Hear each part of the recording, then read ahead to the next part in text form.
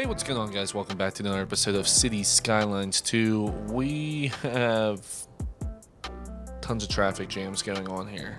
And the reason for these traffic jams is because I just fixed something. And the fixing of something has actually been the buildings that we had abandoned in the city.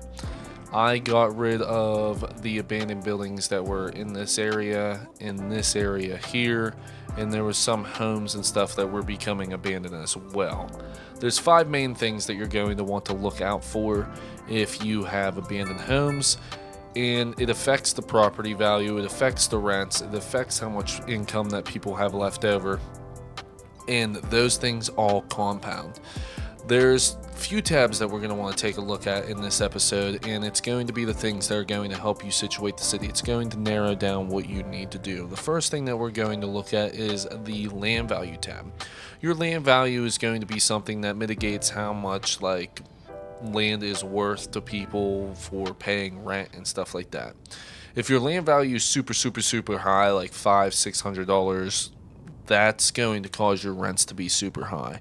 And if people don't have great jobs, aren't well educated, and their taxes are high, it's going to cause them to be unhappy. It's going to be causing them to not be able to afford rent. They'll move to somewhere else. So mitigate your land value to the point of you're probably going to want to look between 150 and 300 to most parts of your city.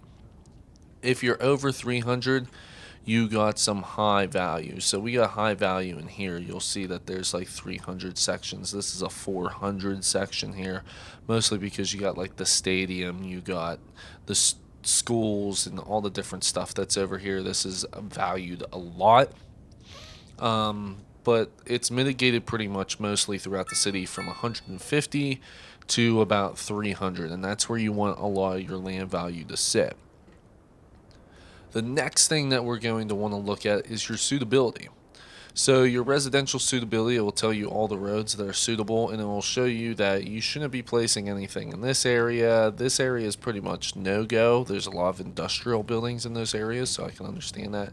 There's a no-go over here as well. So if you have any residential buildings that are either in or too close to these areas where it says that you shouldn't have suitability for this stuff, that could cause them to go abandoned as well, just because people are unhappy.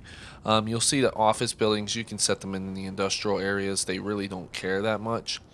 But you'll also see that these buildings here along this sideline are actually vacant. And they are making the land value lower by being vacant. Every single one of these dark buildings has nobody in it. So if you're getting abandoned buildings and this many buildings are abandoned, it's because during the timeline, whenever there was some things in the AI that were shut off before the update came and it restarted some of the stuff within the AI that they were fixing, these buildings didn't really matter. They eventually would fill, but for the time being, they were just there. The demand was always up. You always had a reason to build stuff. You were able to expand very easily. Now you're going to see that your residential buildings and different things of the sorts, you can't expand as easy as you did before, because that part of the AI system is turned back on for the simulation of how people move in, how many people go to each building, and it's not like 4 residents anymore occupies something. It's looking to fill up every single building again. So if you have a ton of vacated buildings like this, that's going to be a reason why you get abandoned buildings. You just have a surplus. So if that's what's occurring to you, don't freak out. You just have a surplus of buildings. You'll see that in multiple areas. If I come over here and look at this stuff, most of this area for the industry suitability, these guys are pretty much filled up. I don't have an over surplus of industry buildings. Never did, never will. I don't like building a ton of industry. I like keeping it to a minimum. So that's something to look out for as well. So if you're clicking through all these and you see any black buildings that are coming through, those are just buildings that are vacant. The closer you get to that, this is going to be lime green for full. The closer you get to that darker side, such as like a building like this isn't full. You got 225 out of 378 households. that means that your usage of the building is low. It might get to a point where if you put down more housing, if it ever came to a point that it had demand, it's going to make it that you get abandoned buildings because you have too much housing network within your city. Same thing with commercial and industrial and everything. So if you got any buildings that are vacant and you don't see them filling and you're getting abandoned buildings, it's just because you have an overpopulation of commercial, residential, industrial, or office spaces. Another thing that you want to look out for is the amount of traffic that you have within your city. If you're raising costs for places, it's going to end up making them struggle and fall apart. What I'm seeing over here is a high resource cost, but if I go through all these guys, it's actually going to be stone and concrete. Every single one of these buildings is going to be stone and concrete. What happens for that is you need to go ahead and make a stone quarry. So since you have a stone quarry inside the city, that's going to make it that you would be able to go ahead and provide these materials that they need at a lower cost than they're paying right now. Another thing that you can do to go ahead and alleviate the issue with this is actually taking your industrial amount here and lowering this down. So we were making 2.5, we're making 2.3 now per month, but that lowered them down to 8%.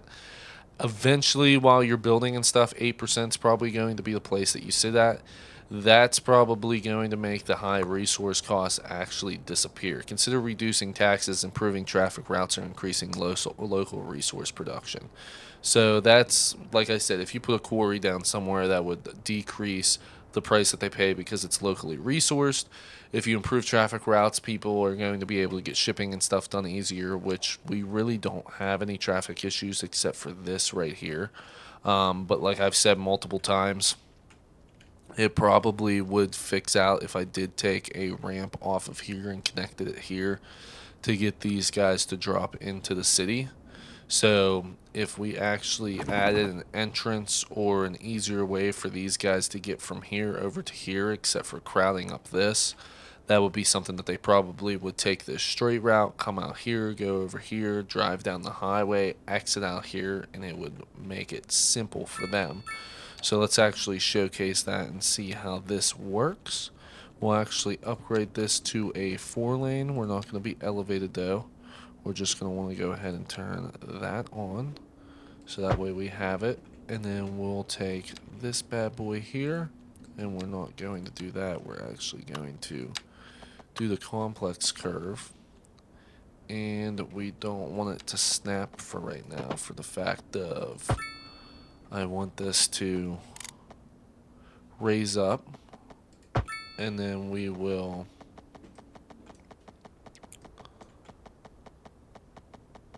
get this to turn in this way.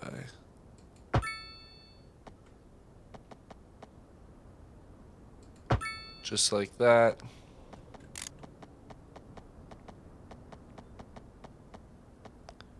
And then we'll actually go to a 2-lane here.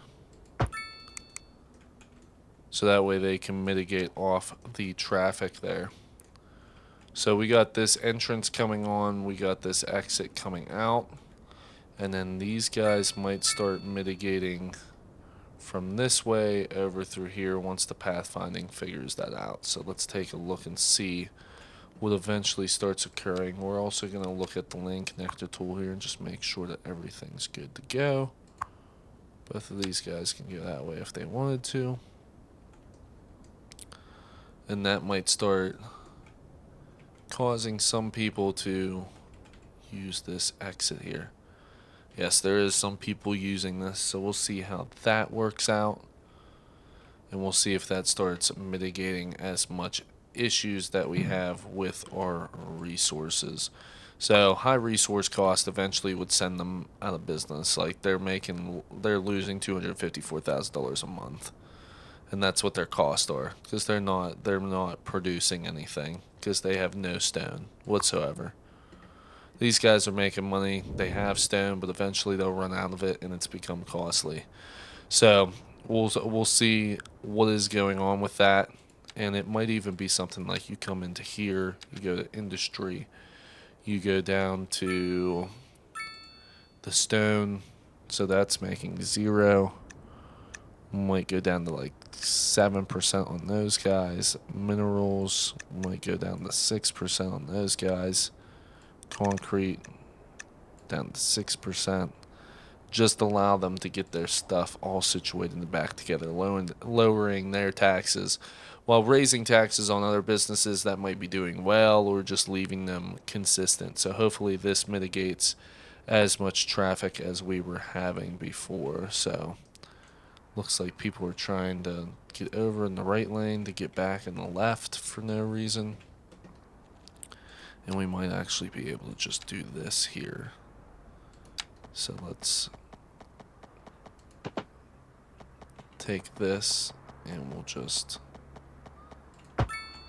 connect it up into here like this. So that might be a way for people to get around that corner as well.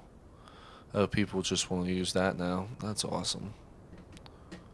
Why are they doing this? Why do they make it so difficult? Okay, they should start rolling through now.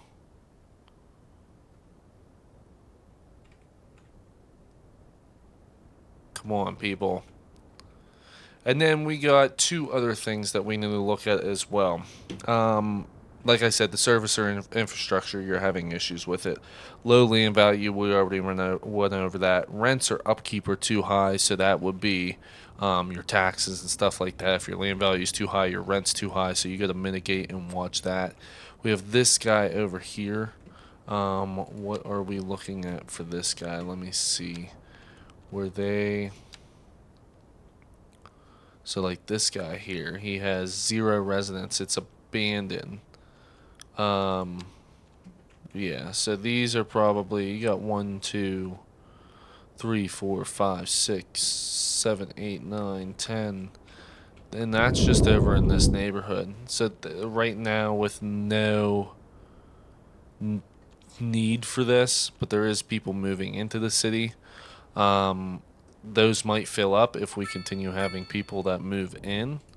But right now, with the way that it sits, that one actually disappeared, so it looked like somebody went ahead and built in or moved in.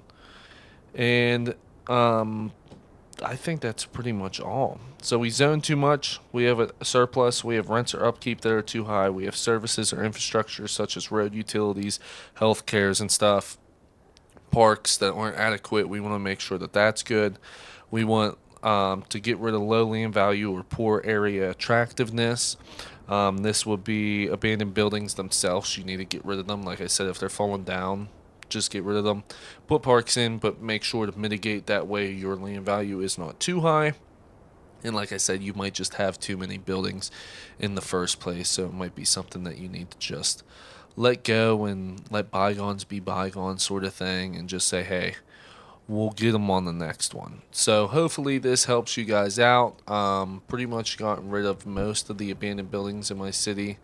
That's abandoned now too. Now we have a high resource cost because of stone, so hopefully we can get that situated. But I thank you guys for watching. I will see you guys in the next one, and I have been Chase, and I'm out.